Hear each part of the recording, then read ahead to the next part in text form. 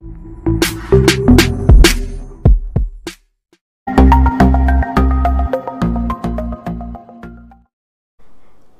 అండి, ఎలా ఉన్నారు అందరూ? బాగున్నారా? నేనైతే బాగున్నానండి. మీ అందరికీ అమ్మవారి ఆశీస్సులు ఎల్లప్పుడూ ఉండాలని కోరుకుంటూ ఈరోజు ఒక మంచి వీడియోని మీతో షేర్ చేసుకోబోతున్నాను. చాలామంది అడుగుతున్నది, అవసరాలు వచ్చి అప్పులు చేశాము, అప్పులు తీర్చలేకపోతున్నాము, అలానే బ్యాంకులో లోన్ కట్టాము, లోన్ కట్టలేకపోతున్నాము, అలానే బంగారాన్ని కూడా కుదవ పెట్టాం, బ్యాంకులో బంగారాన్ని బయటకు తెచ్చుకోలేని పరిస్థితి వస్తుంది. ఇంకాను ఆర్థిక సమస్యలు మరీ ఎక్కువైపోతున్నాయి, చాలా నష్టం వస్తుంది. ఒక్కోసారి ఎందుకు ఈ జీవితం అనిపిస్తుంది, మేము బయటపడలేకపోతున్నాము, ఏదైనా సులువుగా చేసుకుని పరిహారం ఉంటే చెప్పండి అని చాలామంది అడిగారు. ఎవరైతే ఈ ఇబ్బందులతో బాధపడుతున్నారో ఈ పరిహారాన్ని మంగళవారం రోజున చేసుకోవాలి. ఎన్ని వారాలు ఏంటనేది నేను చెప్తానండి. చేసేటప్పుడు నమ్మకంతో ఖచ్చితంగా నాకు జరగాలి అని ఒక కాన్ఫిడెంట్తో కనుక చేసుకుంటే రిజల్ట్ని చూస్తారు. పెద్ద ఖర్చు లేకుండానే చాలా సింపుల్గానే మీకున్న సమస్యల నుంచి దూరం అవడానికి ఒక చక్కటి పరిహారం ఇది. ఈ పరిహారాన్ని చేసుకుంటే ఆర్థిక సమస్యల నుంచి బయటపడమే కాదు, ధనానికి సంబంధించిన ఎలాంటి సమస్యలు ఉన్నా వాటి నుంచి బయటపడే మార్గాలు మీకు తెలుస్తాయి. అన్నిటికంటే వృధా ఖర్చులు అవుతున్నాయి. రూపాయి పెట్టాల్సిన చోట 10 రూపాయలు పెట్టాల్సిన పరిస్థితి వస్తుంది. ఇలాంటి అనవసరపు ఖర్చులు, వృధా ఖర్చులు ఎక్కువైపోతున్నాయి. నెలకు వచ్చే జీతం డబ్బులో చేతిలో పడగానే వచ్చిన డబ్బులు వచ్చినట్లు ఖర్చు అయిపోవడం. కష్టపడతారు, డబ్బులు దాచుకుందామని చూసుకుంటారు, తీరా చూస్తే దేనికి ఒక దానికి ఖర్చు పెట్టాల్సిన పరిస్థితి వస్తుంది. అలాంటి వారి పరిహారం కనుక చేసుకుంటే ఖచ్చితమైన మార్పు అయితే కనబడుతుంది. మీరు డబ్బులు ఎవరికైనా డబ్బులు అప్పుగా ఇచ్చారు, రావాల్సిన డబ్బులు తిరిగి మీకు వస్తాయి. ఇది చేయటం వల్ల ఇచ్చిన డబ్బులు తిరిగి వస్తాయి. మరి పరిహారాన్ని ఏ రకంగా చేయాలో చూద్దాము. చాలా సింపుల్ అండి, పెద్ద కష్టమే ఉండదు, పెద్ద ఖర్చు కూడా ఉండదు, సింపుల్గానే చేసుకోవచ్చు. కాకపోతే నమ్మకం పెట్టాలంతే. అంతకన్నా ముందు ఒక చిన్న రిక్వెస్ట్ అండి, ఈ వీడియోకి ఒక చిన్న లైక్ చేయండి. సబ్స్క్రైబ్ కానివారు ఎవరైనా మీలో ఉంటే కనుక మన ఛానల్కి సబ్స్క్రైబ్ అవ్వండి. అలానే బెల్ బటన్ ప్రెస్ చేసిన వెంటనే అలానే నోటిఫికేషన్ కూడా తప్పకుండా ఆన్లో పెట్టుకోండి. ఈ పరిహారాన్ని ఎవరైనా చేసుకోవచ్చు. ఎలా చేయాలో కూడా చెప్తాను, అదే రకంగా చేయండి. చెప్పుకున్న వస్తువులు మాత్రమే కావాల్సి ఉంటుంది.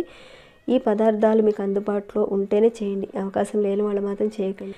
ఈ పదార్థాలు లేకుండా వేరొక పదార్థం పెట్టొచ్చా అని అంటారేమో, పెట్టినా కానీ ఎలాంటి రిజల్ట్ ఉండదు. అందుకే చెప్తున్నాను, కావాల్సిన పదార్థాలు మాత్రం కంపల్సరీగా కావాలి.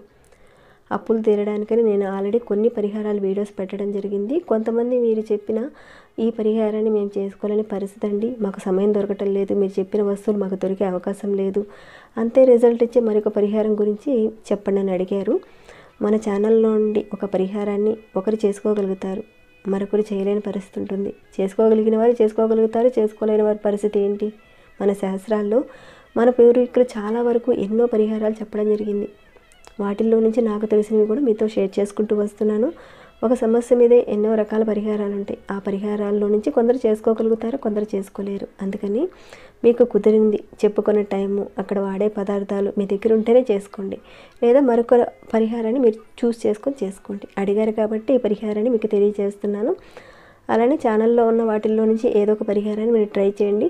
కుదిరితే కనుక తప్పకుండా ఇది కూడా చేయండి. అలానే మన ఛానల్లో అనేక రకాలైన పూజలు, పరిహారాల గురించి చెబుతూ వస్తున్నాను. కొంతమంది ఆ పరిహారాలు చేసుకుని వారికి మంచి జరిగిందని, లబ్ధి పొందారని కూడా చెప్పారు. అదేవిధంగా మన ఛానల్లో ఉన్న మిగతా పరిహారాలను కూడా ఎవరైనా చేసుకుని లబ్ధి పొందితే కనుక తప్పకుండా కామెంట్ పెట్టండి. ఎందుకంటే ఆ పరిహారాన్ని మిగతా వాళ్ళు చేసుకోవడం వల్ల వాళ్ళు కూడా ఎంతో కొంత లాభపడతారు. అలానే ఈ వీడియోకి ఒక చిన్న లైక్ చేయండి. చేయడం వల్ల 10 మందికి రీచ్ అవుతుంది. అలానే 10 మంది కూడా చూడగలుగుతారు, వాళ్ళు చేసుకోగలుగుతారు. అలానే మరొక మాట అండి, మీరు చేసుకునే పరిహారాలని కొంతమందికి చెప్పుకోవచ్చు, కొన్ని పరిహారాలను చెప్పకూడదు. నేను ఇలా చేస్తున్నాను, అలా చేస్తున్నానని చెప్పుకోవడం వల్ల ఆ పరిహారం ఫలించదు. కాబట్టి ఇది ఒకటి గుర్తుపెట్టుకోండి. నమ్మకంతో తప్పకుండా చేసుకోండి, మంచి ఫలితం అయితే ఉంటుంది. చెప్పిన వాటితోనే చేసుకోండి. అయితే మనం పరిహారాలు చేసేటప్పుడు మనసు పెట్టి చేయకపోతే ఎలాంటి రిజల్ట్ ఉండదు. అలానే 10 మందిని ప్రతిరోజు ఏదో ఒకటి తిట్టుకుంటూ ఉండడం, ఇలాంటివి చేసుకోవడం, అంటే ఇలాంటి పరిహారాలు చేసుకోవడం, ఇలా ఉంటే కనుక వాటిని మానుకోవడం చాలా మంచిదండి. అలా ఉంటేనే రిజల్ట్ ఉంటుంది. ఎందుకంటే ఆల్రెడీ ఒక సమస్యతో బాధపడుతున్నారు, ఆ సమస్యను తగ్గించుకోవడానికి చేస్తున్నారు కాబట్టి వాటిని వదులుకోండి. కొంతమంది అనవసరంగా అవతల వాళ్ళ మనసును నొప్పించి బాధపెట్టడం ఇలాంటివి చేస్తుంటారు, వాటిని కూడా మానేసుకోండి. కొన్ని కష్టాల్లో ఉన్నారు మీరు, కొంత బాధల్లో ఉన్నారు, కొన్ని కోరికలు తీర్చుకోవడానికి, బాధలను తగ్గించుకోవడానికి ఇలాంటి వాటి కోసం ప్రయత్నం చేస్తున్నారు. కాబట్టి ఇలాంటి వాటిని కనీసం ఇప్పటి నుంచి అయినా సరే కొన్నిటిని మనం మార్చుకోవడానికి ప్రయత్నిస్తే మంచిది. ఓకేనండి. ఇక పరిహారం విషయానికి వెళ్దాము. ఈ పరిహారాన్ని మంగళవారం సూర్యోదయం అయిన దగ్గర నుంచి సూర్యాస్తమయం అయ్యేంత వరకు ఎప్పుడైనా చేయొచ్చు. ఈ పరిహారాన్ని మంగళవారం రోజు మాత్రమే చేసుకోవాలి. ఈ పరిహారాన్ని ఒక 2 విధాలుగా కూడా చేసుకోవచ్చు. అది ఎలాగో కూడా చెప్తాను. ఈ పరిహారాన్ని మనం రావి చెట్టు దగ్గర చేసుకోవచ్చు. అలానే ఆంజనేయ స్వామివారి యొక్క టెంపుల్లో కూడా చేసుకోవచ్చు. మీ ఇంటి దగ్గర రావి చెట్టు ఉంటే కనుక రావి చెట్టు దగ్గర చేసుకోవచ్చు. ఎలా చేసుకోవాలో చెబుతాను.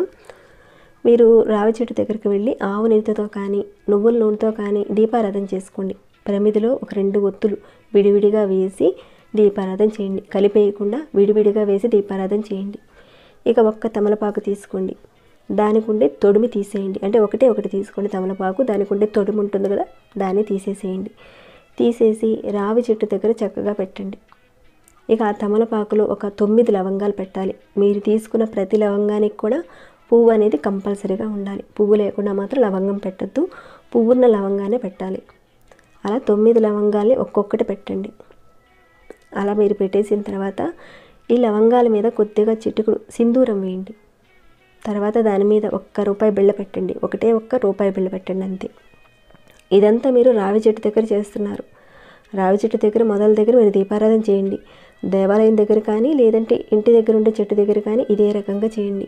రావి చెట్టు దగ్గర పెట్టుకొని మీ మనసులో ఉన్న కోరిక, ధనానికి సంబంధించినవి తీరాలి, అప్పులు తీరాలి, ఇచ్చిన డబ్బులు తిరిగి రావాలి, మీ మనసులో ఉన్నవన్నీ కూడా చెప్పేసుకోండి. అలా తమలపాకు మీద లవంగాలు, సింధూరం, ₹1 బిళ్ళ పెట్టేసి దండం పెట్టుకొని మీ కోరిక చెప్పుకొని చెట్టు చుట్టూతా 9 ప్రదక్షిణాలు చేయాలి. మీరు ఈ పరిహారం చేసుకునే చెట్టు దగ్గర ప్రదక్షిణాలు చేసే అవకాశం ఉంటేనే చేయండి. ఒకవేళ అలా చేసే అవకాశం లేదండి చెట్టు దగ్గర అంటే కనుక వేరే చెట్టు చూసుకొని అక్కడ చేయండి. అక్కడే దీపారాధన చేసి పరిహారం అంతా చేయండి. ఇది మొదటి విధానం. తర్వాత అంటే చెట్టు దగ్గర చేసే అవకాశం లేదు మీకు అంటే కనుక మీరు ఎక్కడైనా ఆంజనేయ స్వామి వారి యొక్క గుడి ఉంటే కనుక అక్కడికి వెళ్ళండి. మిగతా ఏ ఆలయంలోనైనా సరే ఆంజనేయ స్వామి గుడి ఉంటే కనుక అక్కడికి వెళ్ళేసి ఇదే రకంగా దీపారాధన చేయండి. 2 ఒత్తులు వేసి గుడి ప్రాంగణంలోనే చేసుకోవచ్చు. ఎక్కడైనా సరే దీపారాధన చేయండి. ఒకవేళ ఆంజనేయ స్వామి వారి యొక్క విగ్రహం ఉంది అక్కడే పెట్టి దీపారాధన చేయండి. తర్వాత ఇప్పుడు చెప్పుకునే విధంగా తమలపాకు మీద లవంగాలు పెట్టి సింధూరం పెట్టి ₹1 పెట్టి దేవుడు ముందు పెట్టే అవకాశం ఉంటే కనుక అక్కడే పెట్టండి.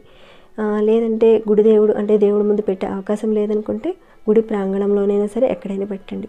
తర్వాత మీరు గుడి చుట్టూతో 9 ప్రదక్షిణాలు చేయండి.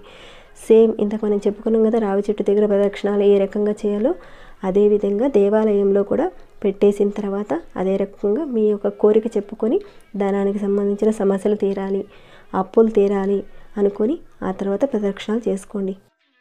ఎన్ని ప్రదక్షిణాలు చేయాలి అంటే 9 ప్రదక్షిణాలు చేయాలి. చెట్టు దగ్గరైనా సరే దేవాలయం దగ్గరైనా సరే 9 ప్రదక్షిణాలు చేయాలి. ఈ పరిహారాన్ని 9 మంగళవారాల పాటు చేయాలి. ఇలా మీరు 9 మంగళవారాల లోపు చాలా వరకు అప్పుల నుండి బయటపడతారు పరిహారం చేసుకునే మధ్యలోనే. అంటే భగవంతుడు వచ్చి మీ అప్పులు తీరుస్తాడు అని మాత్రం నేను చెప్పలేదు.